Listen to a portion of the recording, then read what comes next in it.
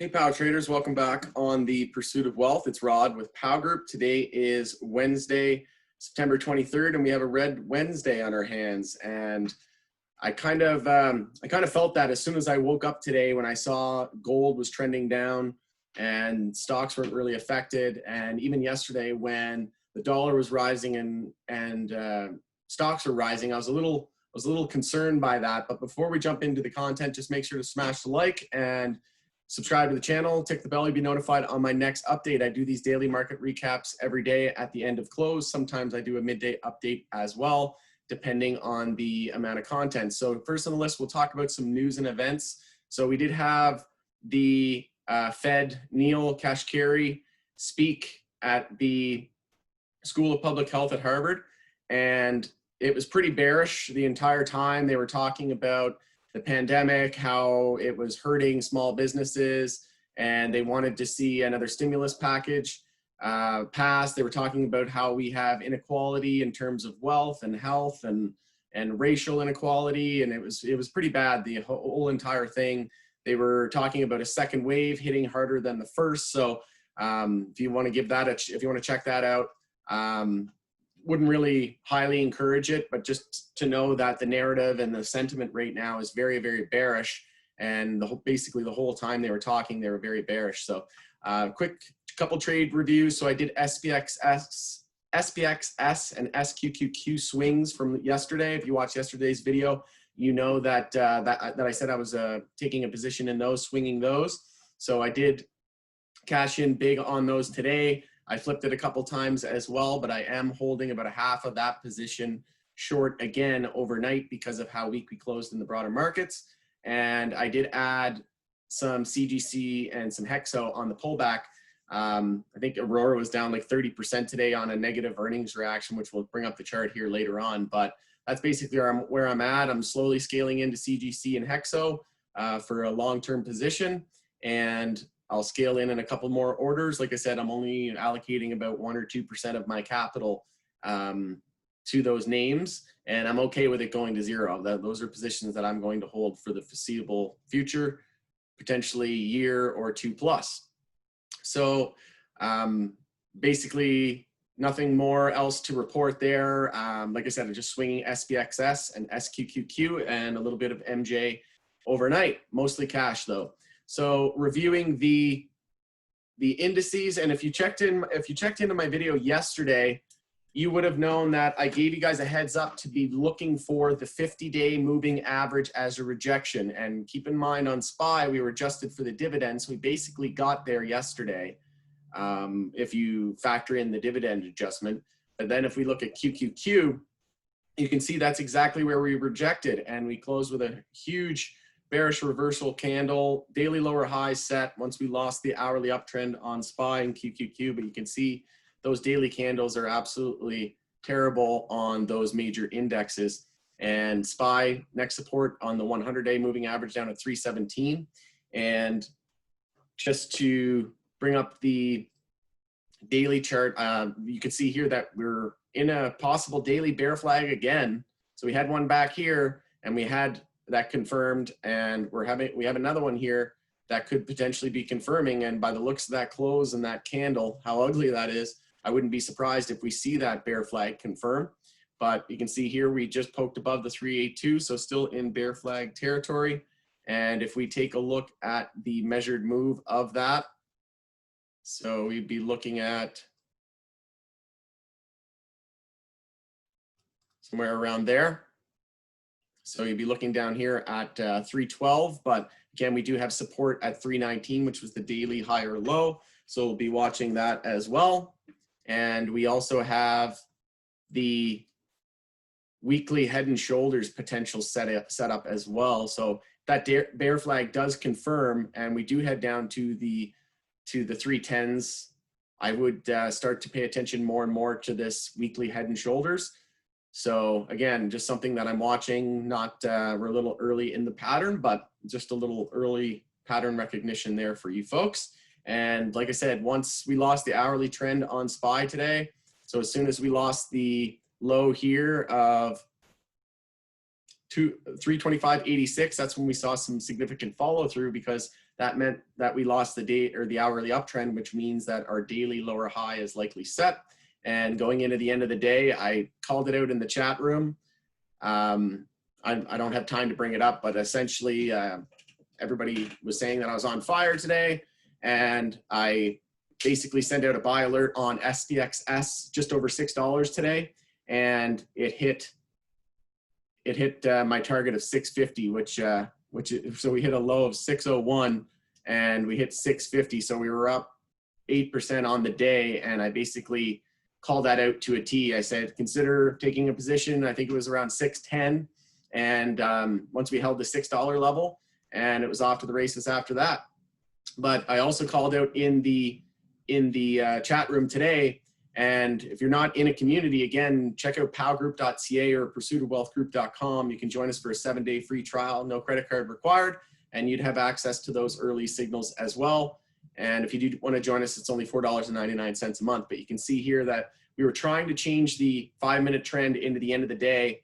And I said, if SPY and QQQ can change the 5-minute trend and see follow through, then there's a good chance that we're probably going to ramp into the close. I said, if they fail to do so, then we're going to be potentially looking at a flush into the close. And that's exactly what happened. Tried, saw some upper wicks, failed. So as soon as we broke the low of that higher low there, that's when I knew that we could expect the flush. So I covered my shorts down here once we broke, and we basically confirmed that 5-minute bear flag, which I also called out earlier.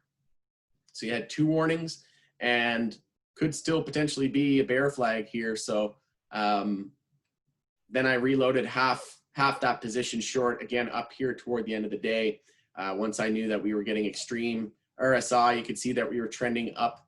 So we had some bullish, RSI divergent. Price was trending down and the RSI was trending up. So that's what you call bullish RSI divergence. So that's pretty much all I had for SPY. Moving on to QQQ. So QQQ was a daily inside bar. We had a few daily inside bars that broke bearish, but that was the notable thing for me once we lost the low of yesterday. So the low of 266.54, it was off to the races and potentially got a bit more of a bounce. So daily bear flag, we're probably going to see an equilibrium or at least a hold of this recent low at 260 is what I would assume, but wouldn't be surprised if we saw a little bit more downside again, like SPY into the beginning of tomorrow. You can see here hourly, we had increasing bear volume, which is not a good sign. Taking a look at the daily, more volume than yesterday, but it was bear volume, so that's not a good sign. Same with QQQ. So not looking good. Not looking good at all. You can see here we're still kind of respecting that downtrend line. We did poke above, so a little bit of a fake out there. I'll just adjust that. But well, the most important thing is going to be the low of 260. And if we lose that, then we're in trouble. You can see that the weekly, it's a little busy here with all those lines, but you can see here the last weekly higher low is down at 251. So still have a ways to go before we hit that support. But like I said, we do have the support as well at 100-day moving average at 255 on QQQ. So next we'll move on to the dollar. So like I said in my video yesterday, it was all about the dollar. You can see that we exploded in a huge way on the daily. So we had that follow through from the daily inverse head and shoulders, which I've been calling out for a while. And you can see here that we're riding a fairly decent daily uptrend. And we also have a support trend line here that we can be following as well. But yesterday we noticed that stocks were going up while the dollar was going up. And we had a bullish correlation there. And I was a little worried about that. And the fact that metals were going down. And as the title of the video suggests, gold and silver are in weekly downtrends. And the lower highs have been set on S&P. So today we saw an inverse correlation to the dollar. And like I said, I had a bit of a red flag there this morning whenever gold was down. and we saw some significant follow through to the downside. So again, we broke above key resistance at 94.31, I believe it was. Let's just take a look here. Yeah, 94.31. And as soon as we broke over that, that was the go signal, and we got up to a high of 94.43. So that's our most important resistance going over into this evening.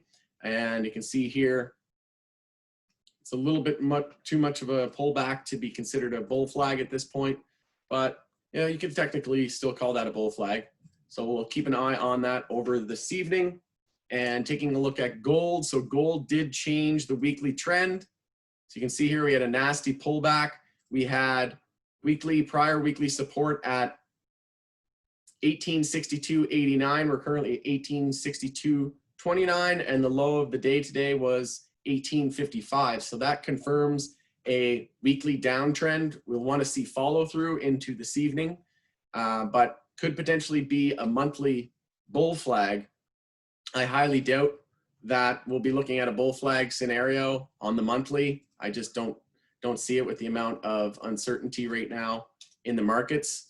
And I personally don't think that gold has a whole lot of strength right now. We can see that it's in a daily downtrend. Silver's in a weekly downtrend, sorry. That one's, we're seeing follow through. So maybe that's a clue that we're going to see similar on gold, but very convincing follow through there on silver. And one thing I wanted to note on gold as well was, you can see here we're forming a falling wedge on the 5-minute, and I was expecting it to break bearish. Like I said, I had a little bit of a bearish lean today, and then I thought maybe this was the fake out before the breakdown.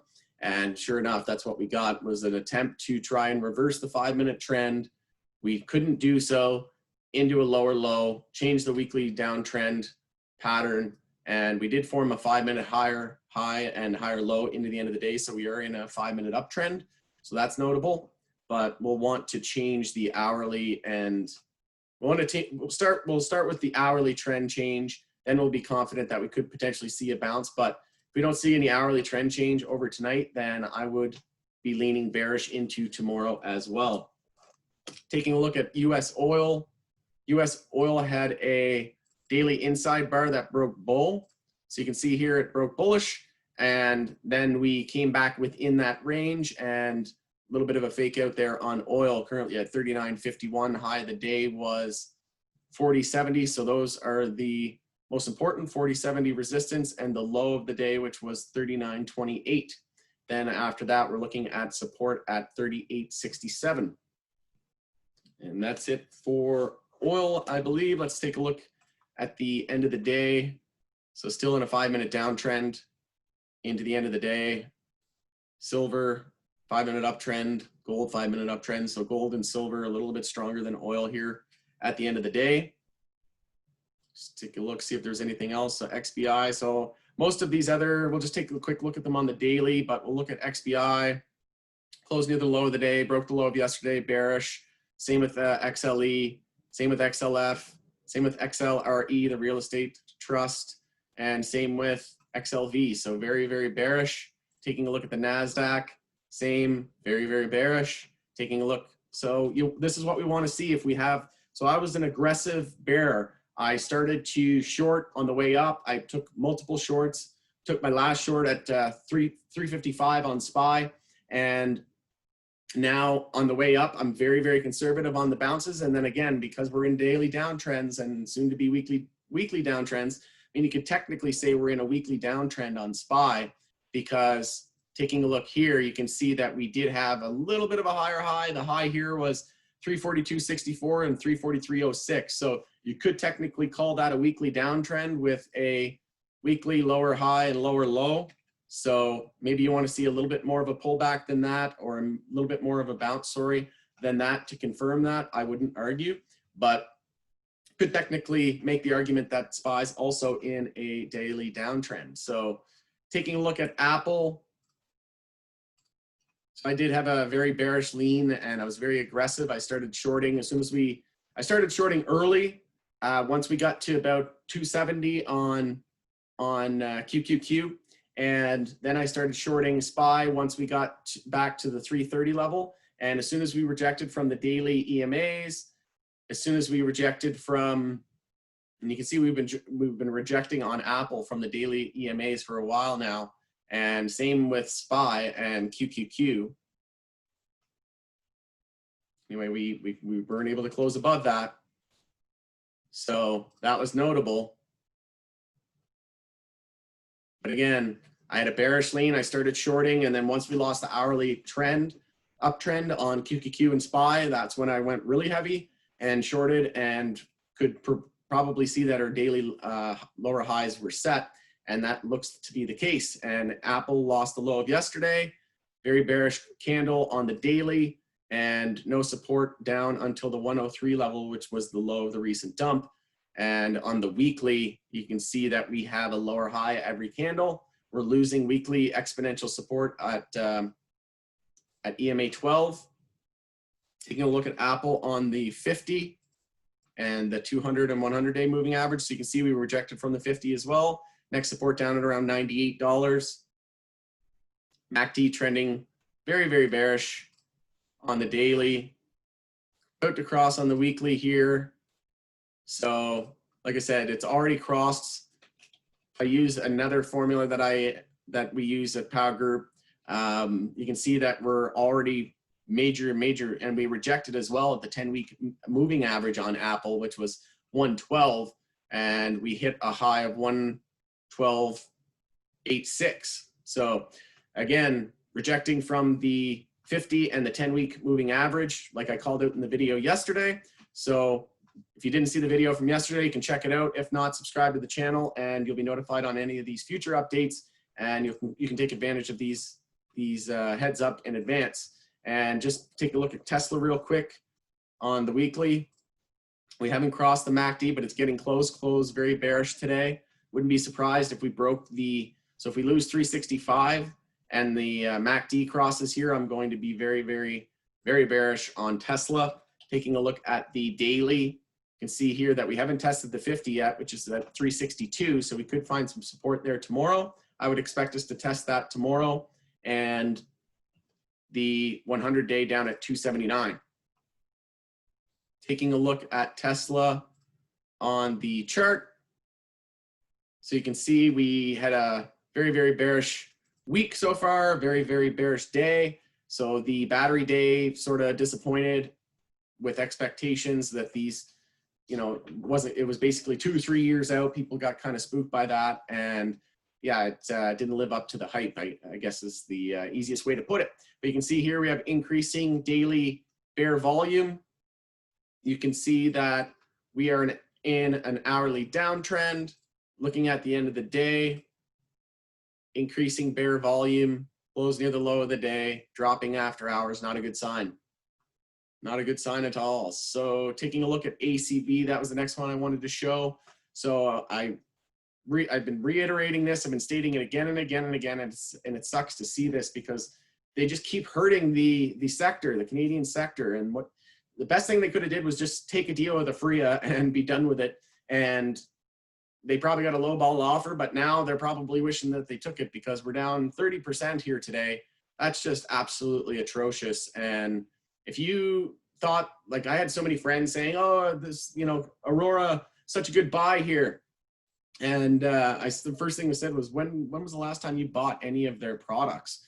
And he's like, oh yeah, their products suck. So, well, they're a product company, and I don't like any of their products. Their management is terrible. They have a history of diluting and losing shareholder value. You can see after the share split, we ramped up about 260%.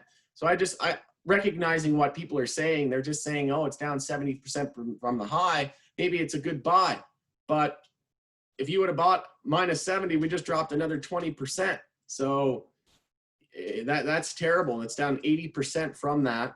And just in the last couple of days, like I said, 30%. Like you're almost better off just not even looking at it. Don't even get tempted. I'm personally not considering. You see here, we're rejecting an EMA 12 all day. So just absolutely sickening that this just keeps going to the basement, and so many people just keep buying it. And just wait until it proves to you. I'm personally never going to invest in this company.